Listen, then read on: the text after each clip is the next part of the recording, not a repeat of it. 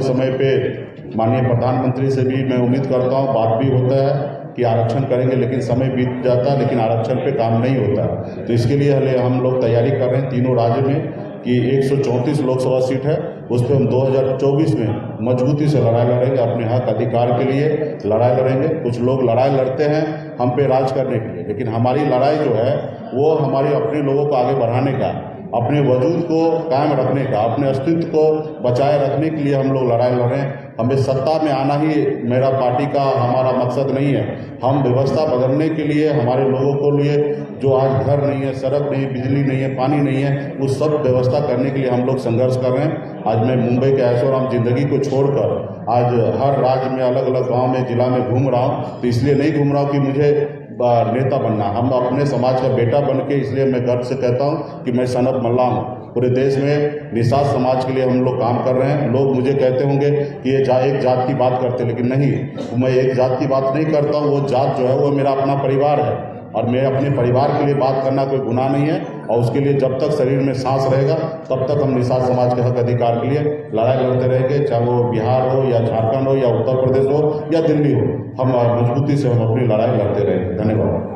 उसमें आपने जिस तरह से चुनाव लड़ा, वहाँ पे तो आपका सुपड़ा साफ हो जाने, जमानत जब्त भी होगी। अब बिहार में बीजेपी के नेता ही आपके खिलाफ बयानबाजी कर रहे हैं और एक जाति विपक्ष को लेके चुनाव लड़ रहे हैं। तो एम वाई समीकरण तो यूपी में भी नहीं चला, और जिस तरह से अभी हवा चल रहा है इलेक्शन में, तो उसमें जाति समीकरण कहीं नहीं दिख रहा है। किस तरह से आप अपना चुनाव प्रचार करेंगे झारखंड में? हम लोग काशी राम जी को मानने वाले लोग हैं, अम्बेडकर जी को मानने वाले लोग हैं, और काशी राम जी का लाइन है कि एक इंसान को 3 बार चुनाव लड़ना चाहिए। एक बार लड़ना चाहिए उनको समझने के लिए कि चुनाव कैसे लड़ा जाता है, दूसरी बार लड़ना चाहिए आपको हराने के लिए, और तीसरी बार लड़ना चाहिए जीतने के लिए। तो हम लोगों ने चुनाव कैसे लड़ा जाता है वो सीख चुके हैं। अभी हम लोगों का लड़ाई है कि हराने का, और जिस रोज हारने लगता है लोग, उस रोज हमें जीतने का भी मौका मिलता है। आपको पता होगा 2019 में बिहार में उपचुनाव हमने लड़ाई लड़ा, यूपीए के साथ लड़ा, हम लोग चुनाव हार गए, लेकिन 19 में ही उपचुनाव हुआ। उपचुनाव में हमने मजबूती से लड़ा और वहाँ पे भी हमने चुनाव हार गया, लेकिन 25,000 वोट वीआईपी पार्टी को मजबूती से मिला, और हमारे वजह से वहाँ पे एनडीए वहाँ पे 15,000 वोटों से चुनाव उनको हारना पड़ा। और उनके बाद लोगों को लगा कि मेरे पास 25,000 वोट मतलब 15% वोट है। और जब 2020 का समय आया तो अब जिस तरीके से हमने गठबंधन तोड़ा, उसके बाद अकेले लड़ने का निर्णय लिया, तो हमारे पास सामने से चल के लोग आए कि आप हमसे गठबंधन कीजिए और मजबूती से आप समाज को आगे बढ़ाने का काम कीजिए। और हमने किसी को इन्विटेशन नहीं भेजा था कि हम आपके गठबंधन में ना आना चाहते। लोगों ने हमें हमारी ताकत को देखकर हमें बुलाएं। तो इसलिए आज हम लोग लड़ाई लड़ रहे हैं।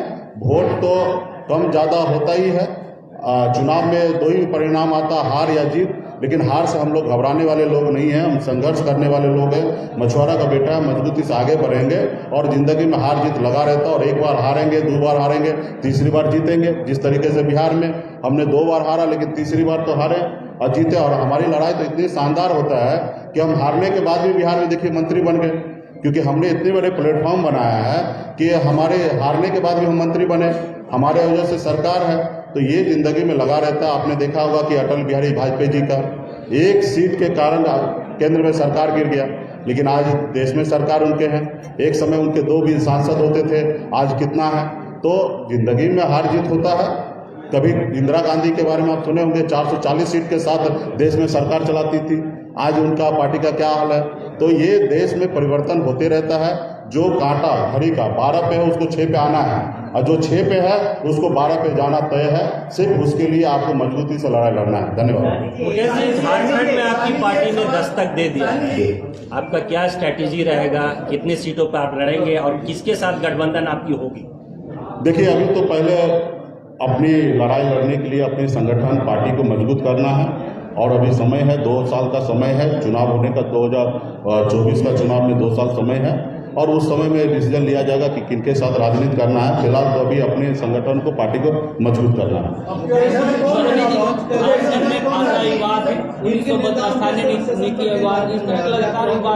ऐसे में वीआईपी झारखंड में किस तरह अपनी, देखिए, वीआईपी पार्टी का एक ही लड़ाई है, निषाद समाज के हक अधिकार के लिए लड़ाई लड़ना, निषाद समाज का भी भला हो, और निश्चित तौर पे हर किसी को अपने अधिकार के लिए लड़ाई लड़ना चाहिए।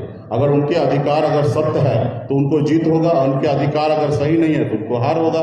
तो हर आदमी को अपना अधिकार है कि लड़ाई लड़ने के लिए, और हमारी पार्टी का मुख्य लड़ाई जो होगा झारखंड का हर एक इशू, हर एक मुद्दा पे हमारी झारखंड के जनता के लिए, झारखंड के लोगों के लिए हमारी पार्टी काम करेंगे। जाति धर्म से उठकर काम करेंगे। हमारे समाज के लोग मजबूती से हर जाति धर्म को अपनाएंगे, हर लोगों को अपनाने का काम करेंगे, और झारखंड के मुद्दा को लेकर करेंगे कि झारखंड आगे कैसे बढ़े, झारखंड किस तरीके से भारत में सबसे आगे बढ़े। वो हमारी यहाँ के इकाई जो होंगे वो झारखंड के भविष्य के बारे में बात करेंगे। स्टैंड क्लियर नहीं है, झारखंड में आपकी क्या स्टैंड रहेगी झारखंड पर? झारखंड में हमारे स्टैंड चुनाव के समय में क्लियर हो जाएगा। अभी हम संघर्ष करने वाले लोग, हमें मजबूत मेहनत करने दीजिए।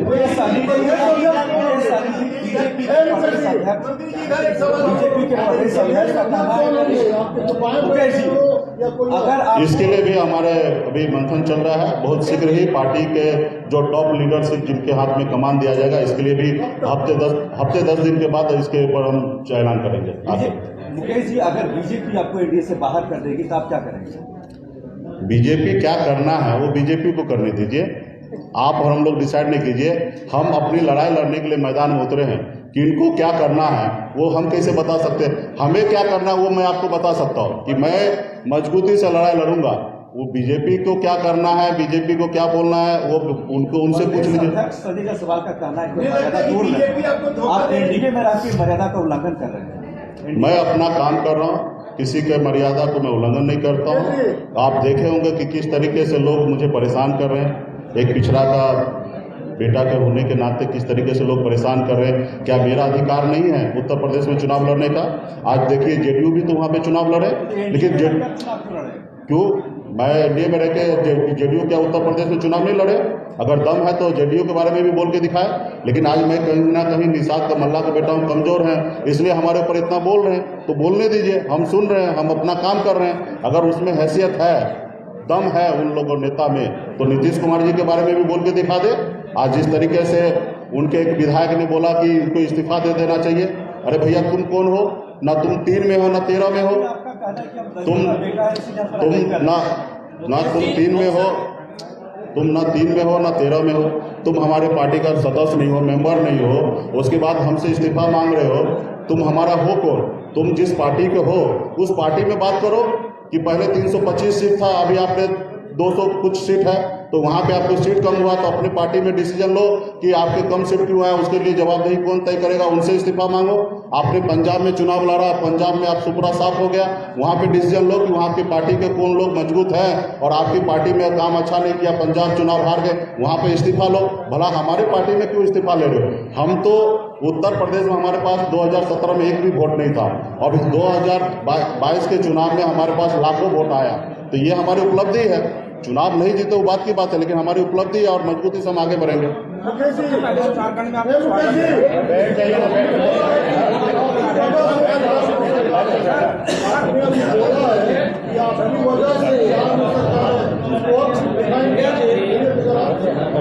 देखिए, जब यह चुनाव हुआ, हम लोगों ने माननीय मुख्यमंत्री श्री नीतीश कुमार जी के नेतृत्व में चुनाव लड़े, और आपने देखा होगा कि 125 सीट पे बहुमत पे हम लोगों ने सरकार बनाया।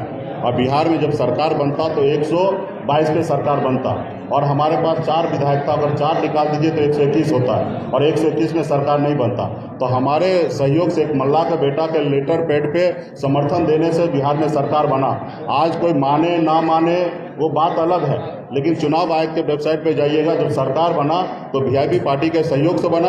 आज कुछ लोग परेशान कर रहे हैं, उनके पास बड़ी ताकत है, वो कुछ भी कर सकता है। आज वो देश में विधायक खरीद लेता है, तो कल हमारे साथ क्या करेंगे नहीं करेंगे उसका मुझे परवाह नहीं है। लेकिन ये बात सत्य है कि मेरे सहयोग से सरकार बना, और आज भी मेरे सहयोग से सरकार है, और मजबूती से हम अपने हक अधिकार के लिए संघर्ष कर रहे हैं, लड़ाई लड़ रहे हैं। जिनको जो बोलना, जितना परेशान करना, जितना गाली देना वो दे, उसमें अगर उसको खुश रहना तो वो रहे, और मैं अपने तरीके से काम करने वाला हूँ। मैं उनसे आग्रह भी करूँगा कि अगर आप बहुत ज़्यादा बोलते हैं, अगर आप में बहुत ज़्यादा बोलने का क्षमता है, तो माननीय मुख्यमंत्री श्री नीतीश कुमार जी के बारे में बोल के दिखा दीजिए, क्योंकि वो भी आपके एनडीए गठबंधन में रह के उत्तर प्रदेश में चुनाव लड़े। लेकिन आप उनको नहीं बोलिएगा, क्योंकि आपको पता है कि आप सरकार से बाहर निकल जाइएगा, लेकिन मुकेश सहनी को कमजोर समझ के आप जितना बोलना वो बोल दीजिए, मुझे उसका परवाह नहीं है।